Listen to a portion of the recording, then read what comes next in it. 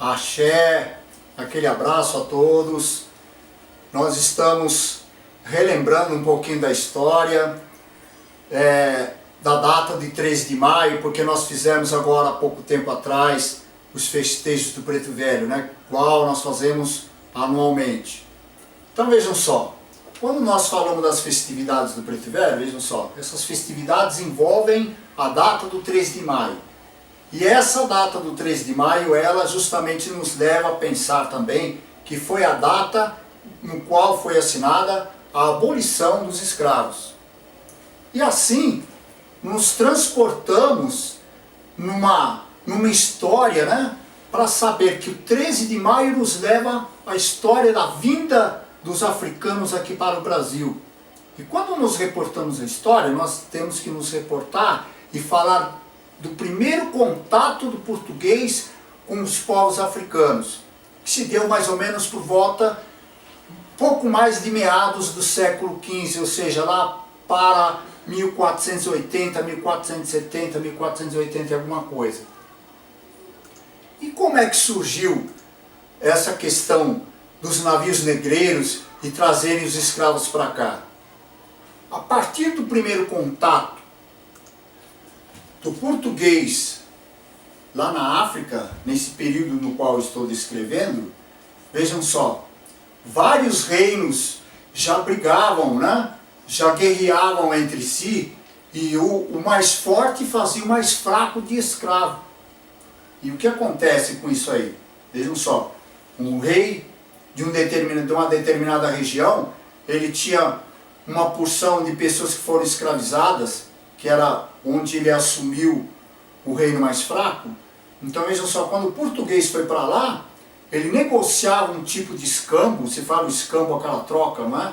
E no qual ele cedia para aquele rei armas de fogo, porque armas de fogo significava para aquele rei, para aquele reino, significava poder.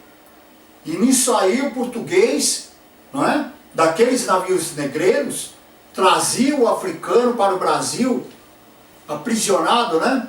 Escravizado, e aí chegou até essas regiões da Bahia, né? Em meados do século XIX.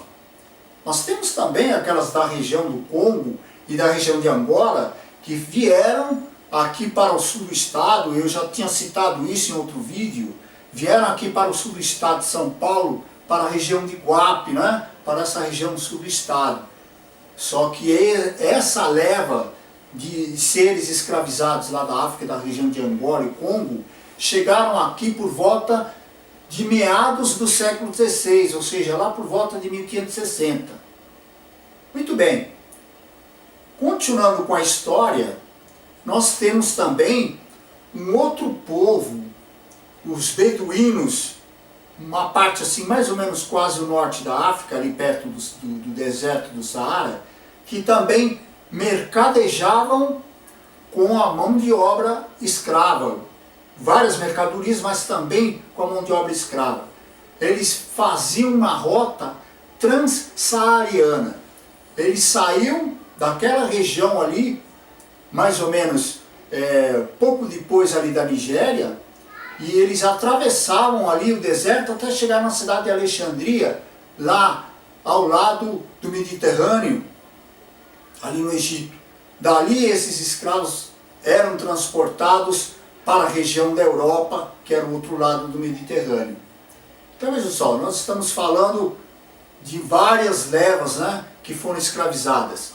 Estamos falando ali meados do século XVI, estamos falando de meados do século XIX, estamos falando dessa rota transsaariana, que ela acontecia muito antes, como se diz assim, do primeiro contato do português ali na África, porque foi uma fase anterior que os beduínos levavam essa leva. Porque se vocês estudarem a história antiga, um período da antiga Roma, vocês já vão encontrar escravos, né? Vão encontrar escravos ali no Império Romano, vocês vão encontrar escravos ali na antiga Grécia, não é mesmo? Então vejam só, o que nós temos a dizer para engrossar essa história é que o negro, aquele que veio aqui para o Brasil, ele, vejam só, ele como escravo, ele resistiu, ele não fez isso passivamente. A lei que foi assinada como abolição dos escravos, em 13 de maio, então vejam só, ela foi uma lei que não foi uma lei dizendo assim, olha, foi feita de forma humanizada, não foi isso, porque ele, o negro, ele resistiu, ele conquistou isso com a sua resistência. Não foi outras pessoas que assinaram essa lei naquele período, dizendo que isso foi um ato humano. Não é isso, gente. Não é? Porque, olha, nós vamos encontrar em várias sociedades, né, que aconteceram lá desde o período lá da pré-história, vindo até os tempos atuais. Então nós vamos encontrar essa questão de escravos, de pessoas escravocratas, e esse comércio que nós podemos denominar de um comércio imundo, mas enfim, tudo isso estava ligando à economia, estava ligando a um processo no qual existe uma política também com isso aí. Nós agora devemos relembrar um período no qual o escravo que estava ali em meados do século XIX, ele tinha várias atividades, era considerado ali nas cidades grandes negro de ganho. Quer dizer a palavra negro de ganho? Negro de ganho porque ele fazia atividades no qual ele dividia, né, os ganhos com o seu dono, não é verdade? E assim, haviam várias atividades como barbeiro, como carregador, como alfaiate, como cozinheiro. Todas essas atividades foram desenvolvidas pelos escravos de ganho.